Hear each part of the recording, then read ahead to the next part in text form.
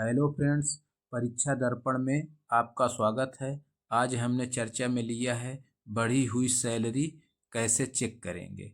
साथ ही जानेंगे fitment factor से कैसे चेक करते हैं सैलरी को। साथ ही यह भी जानेंगे कि औसतन कितनी बढ़ जाएगी सैलरी और महंगाई भत्ते में क्या बदलाव होगा। आइए देखते हैं विस्तार से। Eighth pay commission salary calculator. हाल ही में केंद्र सरकार की ओर से केंद्रीय कर्मचारियों के लिए एक महत्वपूर्ण घोषणा की गई।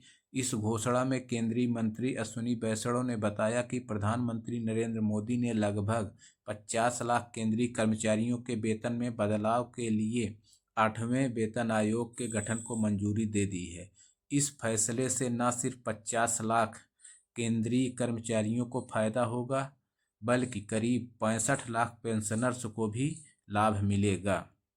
सबसे बड़ी बात यह है कि यह घोषणा वित्त वर्ष 2025-26 के बजट से पहले की गई है। हालांकि घोषणा के बाद अलग अलग सैलरी वाले केंद्रीय कर्मचारियों के मन में ये सवाल है कि आखिर 8वां वेतन आयोग लागू होने के बाद उनकी सैलरी कितनी बढ़ जाएगी। चलिए आज हम आपको इस खबर में वह तरीका बताते हैं जिसकी मदद से आप आसानी से पता कर पाएंगे कि 8वें पे कमीशन के लागू होने के बाद आपकी मौजूदा सैलरी में कितनी बढ़ोतरी होगी।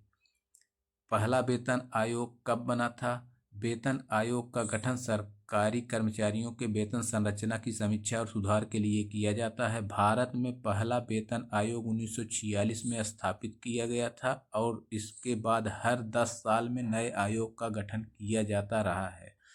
उनकी सिफारिशें पिछली बार जो 7वां वेतन आयोग गठित हुआ था उनकी सिफारिशें 1 जनवरी 2016 से लागू हुई थी। अब 8वें वेतन आयोग की सिफारिशें 2026 से लागू होने की उम्मीद है। कैसे पता करें कि कितनी बढ़ जाएगी सैलरी? 8वें वेतन आयोग के तहत कर्मचारियों की सैलरी में कितनी बढ़ोतरी होगी यह अभी स्पष्ट नहीं है, लेकिन रिपोर्ट्स के अनुसार फिटमेंट फैक्टर को 2.57 से बढ़ाकर 2.86 करने की संभावना जताई जा रही है।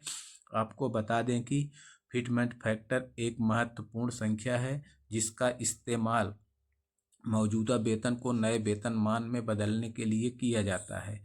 चलिए अब समझते हैं कि आप कैसे फिटमेंट फैक्टर से जान पाएंगे कि आपकी मौजूदा सैलरी 8वें वेतन आयोग के तहत कितनी बढ़ जाएगी।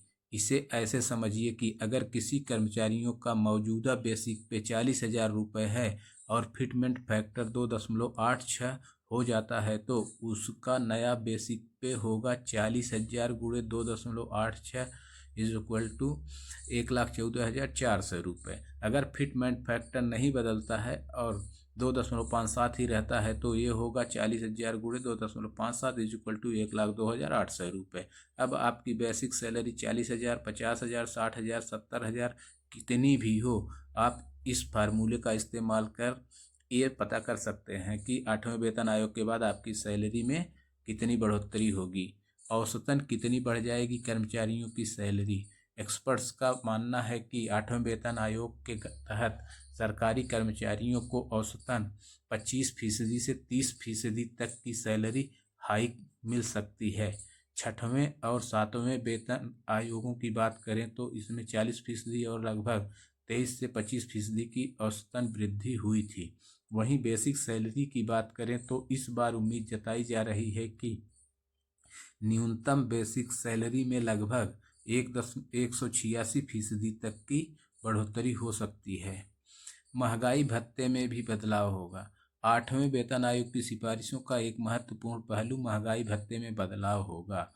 मौजूदा समय में केंद्रीय कर्मचारियों का महंगाई भत्ता बढ़ाकर 53% कर दिया गया था और जनवरी में फिर से इसके बढ़ने की संभावना जताई जा रही है।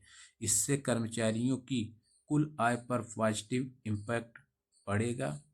ऐसे ही महत्वपूर्ण जानकारी के लिए हमारे चैनल को सब्सक्राइब करें, लाइक करें एवं कमेंट तथा शेयर करना ना भूलें।